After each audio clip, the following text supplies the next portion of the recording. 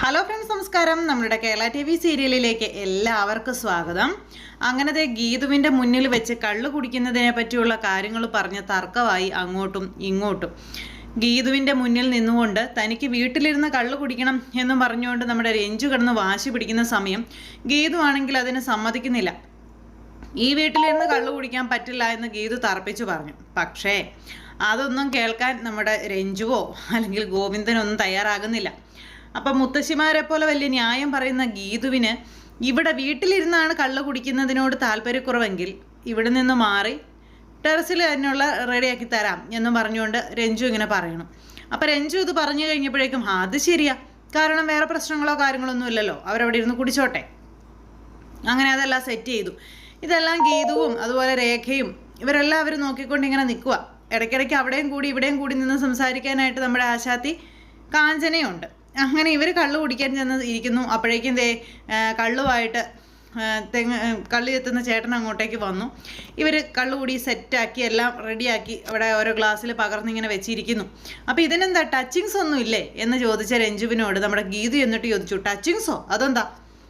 അപ്പോൾ ഇവർ തമ്മിൽ അങ്ങോട്ടും ഇങ്ങോട്ടും ഈ ടച്ചിങ്സിനെ പറ്റിയുള്ള കാര്യങ്ങൾ സംസാരിച്ചു. അപ്പോൾ ഗോവിന്ദൻ പറഞ്ഞു, വേണ്ട, വെറുതെ പ്രശ്നമൊന്നും ഉണ്ടാക്കണ്ട, താല്പര്യമില്ലെന്നുണ്ടെങ്കിൽ ഇങ്ങനെ അങ്ങ് കുടിക്കാം. അത് പറഞ്ഞാൽ പറ്റത്തില്ല, ഇത് കുടിച്ചേ പറ്റുള്ളൂ, മാത്രമല്ല എനിക്ക് ഇതിനോട് ടച്ചിങ്സ് കിട്ടിയേ പറ്റുള്ളൂ എന്നും പറഞ്ഞുകൊണ്ട് രഞ്ജു അതിന് ആ ഒരു ഇതിൽ തന്നെ അങ്ങനെ നിൽക്കുന്നു. പിന്നെ അങ്ങോട്ട് ഒന്നും രണ്ടും പറച്ചിലായി കാര്യങ്ങളായി. അങ്ങനെ സംസാരിച്ചുകൊണ്ടിരിക്കുന്ന സമയത്ത് ഈ രഞ്ജുവിൻ്റെ നാവിൽ നിന്നും അറിയാതെ ഒരു ഡയലോഗ് അങ്ങ് വീണു. പെട്ടെന്ന് തലയ്ക്ക് പിടിക്കണമെന്നുണ്ടെങ്കിൽ അല്ലെങ്കിൽ പെട്ടെന്ന് ഉഷാറാകണമെന്നുണ്ടെങ്കിൽ ഇതിൻ്റെ കൂടെ ടച്ചിങ്സും കൂടെ വേണം, എങ്കിൽ മാത്രമേ ഇതിനൊരു ഫീൽ ഉണ്ടാവുകയുള്ളൂ എന്ന്. അങ്ങനെ ആ ഫീൽ ഉണ്ടാവുകയുള്ളൂ എന്ന് പറയുന്ന സമയത്ത് പെട്ടെന്ന് നമ്മുടെ ഗീതുവിൻ്റെ മെമ്മറിയിൽ വന്നു, ഈ ഒരു കാര്യം പറഞ്ഞു കഴിഞ്ഞിട്ടുണ്ടെങ്കിൽ, അതായത് ഈ കള്ള് കുടിച്ച് സെറ്റായി കഴിഞ്ഞിട്ടുണ്ടെങ്കിൽ പുള്ളിക്കാരോട് ചോദിക്കുന്നതൊക്കെ ഇങ്ങ് പോരും. അതുകൊണ്ട് ഇവർ തമ്മിലുള്ള ബന്ധം എന്താണെന്നും രഞ്ജു ആരാണെന്നും രഞ്ജുവിനെ കൊണ്ട് തന്നെ പറയിപ്പിക്കാം. അപ്പം അതിനൊരു സൂത്രപ്പണി ഒപ്പിക്കാം എന്ന് വിചാരിച്ചിട്ട് ഗീതു പറഞ്ഞു, ആണോ അങ്ങനെയാണോ? അപ്പം രേഖയും കൂടെ ഉണ്ടല്ലോ, ഇവർ തമ്മിലുള്ള ആ ഒരു കണ്ണും കാലൊക്കെ കാണിച്ചുള്ള ഒരു ആംഗ്യം കൂടിയൊക്കെ ആകുമ്പോൾ ഓക്കെ, സെറ്റ് ഓക്കെ ആയി. അങ്ങനെ ആ ഒരു ഇതിലിങ്ങനെ നിൽക്കുന്നു. അപ്പോഴേക്കും ഗീതു ചോദിച്ചു, ടച്ചിങ്സ് ആണോ വേണ്ടത്, എന്താ ഉണ്ടാക്കണ്ടേ? ഇപ്പോൾ പുറത്തുനിന്ന് മേടിക്കാമെന്ന് പറഞ്ഞപ്പോൾ വേണ്ട, പുറത്തുനിന്നൊന്നും മേടിക്കണ്ട, എല്ലാം ഇവിടെ തന്നെ ഉണ്ടാക്കി തരാം.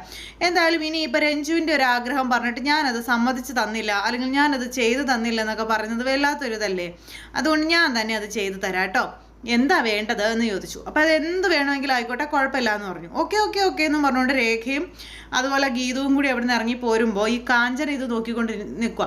കാഞ്ചനക്ക വേഗം വാ, നമുക്കിത് താഴ്ച ടച്ചിങ്സ് ഉണ്ടാക്കണ്ടേ എന്ന് പറഞ്ഞ് കാഞ്ചനയും നിർബന്ധിച്ച് വിളിച്ചുകൊണ്ട് പോകണം.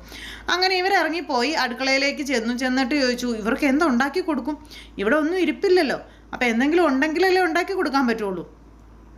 ഇവരതിനെപ്പറ്റി അവിടെ നിന്നിങ്ങനെ ചർച്ച ചെയ്യുന്നു. അപ്പോഴേക്കും അവിടെ ഗീതവും അതുപോലെ രേഖയും എന്തുകൊണ്ട് ഇതിന് തയ്യാറായി എന്നുള്ള സംസാരം അവർക്കിടയിൽ വന്നു. അപ്പോൾ പെട്ടെന്ന് ഇനിയിപ്പോൾ ഇതൊന്നും അവസാനിപ്പിക്കട്ടെ എന്ന് വിചാരിച്ച് ഒരു പക്ഷേ ഗീതു അതാവാം ഗീതു അങ്ങനെ പ്രതികരിച്ചതെന്നുള്ള കാര്യം ഇവരിൽ നിന്ന് പറയുന്നു. അങ്ങനെ ഇവർ തമ്മിൽ ആ ഒരു കാര്യം സംസാരിച്ചുകൊണ്ടിരിക്കുമ്പോൾ നമ്മുടെ കാഞ്ചന ഗീതുവിനോട് പറയുവാണ്, അതേ കഴിഞ്ഞ ദിവസം മേടിച്ച ബീഫ് ഇരിപ്പുണ്ട്, നമുക്ക് നല്ലൊരു ബീഫ് ചെയ്താലോ എന്ന് ചോദിച്ചു. ബീഫ് മതി, എന്തായാലും ബീഫ് കള്ളിൻ്റെ കൂടെ ബീഫ് അടിപൊളി കോമ്പിനേഷനാണ്, സൂപ്പറാവും എന്ന് പറഞ്ഞു. പിന്നെ ഇവർ 3 പേരും കൂടി ഒരു പിടുത്തം അങ്ങ് പിടിച്ചിട്ട് ഇടയിൽ നമ്മുടെ ബീഫ് റോസ്റ്റോ ബീഫ് ഫ്രൈ എന്തോ ഒരു സംഭവം അങ്ങനെ ഉണ്ടാക്കി. ഗീതുവാണ് മാസ്റ്റർ ഷെഫ്. അങ്ങനെ ആ ഒരു സെറ്റപ്പും കാര്യങ്ങളും ഇതെല്ലാം റെഡിയാക്കി ഇവരിങ്ങനെ അതങ്ങനെ അങ്ങ് ചെയ്തു. അങ്ങനെ ഇതെല്ലാം ചെയ്ത് കറി റെഡിയായി കഴിഞ്ഞപ്പോഴേക്കും നമ്മുടെ രേഖ അതിൽ നിന്നൊരു കഷ്ണം എടുത്ത് വായിലേക്ക് വെച്ച് കഴിഞ്ഞപ്പോഴേക്കും അടിപൊളി ടേസ്റ്റ്. ഗീതുവിനെ ഒരുപാട് അപ്രിഷ്യേറ്റ് ചെയ്തു. അടിപൊളി കറിയാണ്, സെറ്റപ്പാണ്, ഈ കറി കൂട്ടി കഴിഞ്ഞിട്ടുണ്ടെങ്കിൽ ഗോവിന്ദയുടെ മൂക്കും കുത്തി വീഴും തുടങ്ങിയ ഡയലോഗുകളും കാര്യങ്ങളും ഒക്കെ. അപ്പോൾ ഈ അടുക്കളയിൽ നല്ല ബീഫ് കറി ഉണ്ടാക്കുന്നതിൻ്റെ മണം വന്നിട്ട് രാധികയ്ക്കാണെങ്കിൽ ഒരു ഇരിക്കപ്പുറത്തില്ല, സമാധാനം എന്ന് പറയണതില്ല. ഉണ്ണാവ്രതം ആയതുകൊണ്ട് പുള്ളിക്കാരിയെ വിളിച്ച് ആരും തിന്നാൻ കൊടുക്കുകയല്ലെന്നുള്ള കാര്യവും പുള്ളിക്കാരിക്ക് ഉറപ്പാണ്. ടെൻഷനായി, ഈശ്വര ഇവരെല്ലാവരും കൂടി ഇതിങ്ങനെ കഴിക്കുകയാണല്ലോ എന്നുള്ള ടെൻഷൻ. വേഗം തന്നെ ഫോൺ എടുത്ത് മോനെ വിളിച്ചിട്ട് വീട്ടിൽ നടക്കുന്ന കാര്യം പറയുക. അപ്പോൾ വീട്ടിൽ നടക്കുന്ന കാര്യം പറഞ്ഞു കഴിഞ്ഞപ്പം അതിന് അമ്മ എന്തിനാ ടെൻഷൻ അടിക്കുന്നത്, അമ്മയ്ക്ക് അവരുടെ കൂടെ പോയിരുന്ന് കഴിച്ചുകൂടെ എന്ന് മകൻ ചോദിച്ചപ്പോൾ, എടാ ഞാൻ നിരാഹാരത്തിലാണെന്നല്ലേ പറഞ്ഞിരിക്കുന്നത്, അതുകൊണ്ട് തന്നെ അവർ കഴിക്കാൻ എന്നെ വിളിക്കില്ല, അതെനിക്ക് ഉറപ്പാണ്, അവരെല്ലാവരും കൂടെ കൂടിയിരുന്ന് കഴിക്കത്തേ ഉള്ളൂ. നീ ഒരു കാര്യം ചെയ്യുക, എടാ എനിക്ക് വിശന്നിട്ട് പാടില്ല, നീ ഒരു പാഴ്സൽ മേടിച്ച് എനിക്ക് കൊണ്ടുതാ, അതും വീടിൻ്റെ പുറകിൽ കൂടെ കൊണ്ടുവന്നാൽ മതി, ഇതിലൊന്നും കൊണ്ടുവരണ്ട, ഇതിലൊക്കെ കൊണ്ടുവന്നു കഴിഞ്ഞാൽ അവർ കാണില്ലേ, അവർ കാണാതെ നീ വീടിൻ്റെ പുറകിൽ കൂടെ കൊണ്ടുപോകും, ഞാൻ അങ്ങോട്ടേക്ക് വരാം എന്ന് പറഞ്ഞു. അപ്പോൾ അമ്മയെ കൊണ്ട് ഉപകാരമൊക്കെ ഉണ്ട് മോന്, പക്ഷേ അമ്മയ്ക്ക് വേണ്ടി ഒരു ഫുഡ് പോലും മേടിച്ചു കൊടുക്കാൻ നമ്മുടെ വരുണിന് താല്പര്യമില്ല. വരുൺ അന്നേരം നാശം എന്ന് പറഞ്ഞുകൊണ്ട് അവിടെ അങ്ങനെ നിൽക്കുക. അപ്പോൾ അമ്മയാണെന്നുണ്ടെങ്കിൽ കൊതിയും വിട്ട് അവിടെ അങ്ങനെ നിൽക്കുന്നു. അമ്മയ്ക്ക് വേണ്ടിയിട്ട് ഒരു ചെറിയ കാര്യം ചെയ്യാൻ പോലും മകന് താല്പര്യമില്ലാത്തൊരവസ്ഥ. പക്ഷേ അമ്മ വഴി മകന് അവിടെ അറക്കൽ തറവാട്ടിൽ കയറണം, അത് വേറൊരിത്. അപ്പം അങ്ങനെ ആ ഒരു സിറ്റുവേഷനിൽ കാര്യങ്ങളിൽ നമ്മുടെ രാധികയാണെങ്കിൽ ടെൻഷൻ അടിച്ച് അങ്ങോട്ടും ഇങ്ങോട്ടും ഇങ്ങനെ നടക്കുന്നു. ഇവനിങ്ങനെ ഭക്ഷണം കൊണ്ടുവരുമ്പോൾ ആരും കാണാതെ അത് എങ്ങനെ കഴിക്കും, അല്ലെങ്കിൽ അതെങ്ങനെ റൂമിലെത്തിക്കും, തുടങ്ങിയ ടെൻഷനുകളാണ് രാധികാമ്മയ്ക്ക്. ആരെങ്കിലും കണ്ടുപോയ പണി പാലുമ്പളത്ത് കിട്ടുമെന്നറിയാം, അതുകൊണ്ട് ആകെ ടെൻഷൻ. ഇനിയിപ്പോൾ ഒരു വഴിയില്ല, അതിൻ്റെ മാർഗ്ഗങ്ങൾ തേടിക്കൊണ്ടിരിക്കുകയാണ്. വരുണിനെ എങ്ങനെ ആരും കാണാതെ ഇതിനകത്ത് കൊണ്ടുവരും, അങ്ങനെയൊക്കെയുള്ളൊരിത്. അവിടെ ഈ ചിന്താഗതിയുമായിട്ട് നമ്മുടെ രാധികാമ്മ ഇരിക്കുന്നു. ഈ സമയത്ത് നമ്മുടെ ഗീതു ഉണ്ടാക്കിയ ബീഫ് റോസ്റ്റ് കൊണ്ടുവന്ന് ഗോവിന്ദന് കൊടുക്കാൻ പറയുന്നു. അപ്പോൾ ഗോവിന്ദന് കൊടുക്കുമ്പോൾ ഗോവിന്ദേട്ടൻ മൂക്ക് കുത്തി വീഴും എന്നുള്ള കാര്യം ഉറപ്പിച്ച് കമ്പൽസറി ആയിട്ട് പറയുവാണ് രേഖ.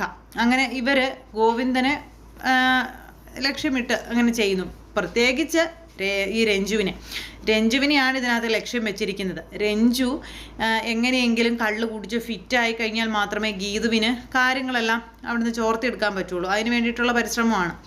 അങ്ങനെ രഞ്ജുവും ഗോവിന്ദനും അതുപോലെ മഹേഷും കൂടി ഇരിക്കുന്നിടത്തേക്ക് ഈ ബീഫ് അങ്ങ് കൊണ്ടുവന്ന് അങ്ങ് വെച്ച് കൊടുത്തു. കഴിച്ചു നോക്കി, ഇത്ര പെട്ടെന്നിട്ട് റെഡി ആയോ എന്ന് ഇവർ ചോദിച്ചപ്പോഴേക്കും, കഴിച്ചു നോക്ക്, ഗീതുവിൻ്റെ പ്രിപ്പറേഷനാണ്, എങ്ങനെ ഉണ്ടെന്നൊന്ന് പറ എന്നും പറഞ്ഞ് രേഖയാണ് അത് കൊണ്ടുവന്ന് വെച്ച് കൊടുക്കുന്നത്.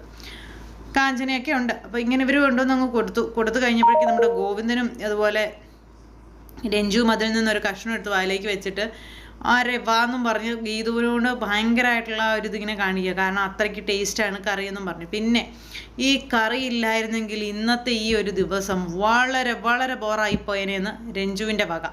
അങ്ങനെ രഞ്ജു ഈ കാര്യമൊക്കെ പറയുന്നു. അങ്ങനെ രസകരമായ രീതിയിൽ നീ കഴിക്കടി നിന്നെ ഞാൻ എടുത്തോളാടി എന്ന് ഗീതു മനസ്സിൽ പറയുന്നത്. അതുപോലെ തന്നെ രേഖയ്ക്കാണ് ചിരി വരുന്നുണ്ട്, അടക്കം പിടിച്ച് രേഖ ചിരിക്കുക.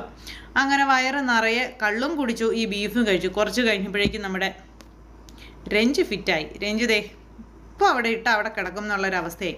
രഞ്ജു അങ്ങനെ ആ ഒരു ഇതിലിങ്ങനെ ആടി ഇങ്ങനെ അങ്ങ് പോവുക. അപ്പം അങ്ങനെ ആ മൊത്തത്തിൽ കാര്യങ്ങളെല്ലാം നമ്മുടെ ഗീതു ഉദ്ദേശിച്ചിടത്തേക്ക് വന്നു. ഗീതുവിൻ്റെ കൈക്കുള്ളിലേക്ക് വന്നു കാര്യങ്ങളെല്ലാം.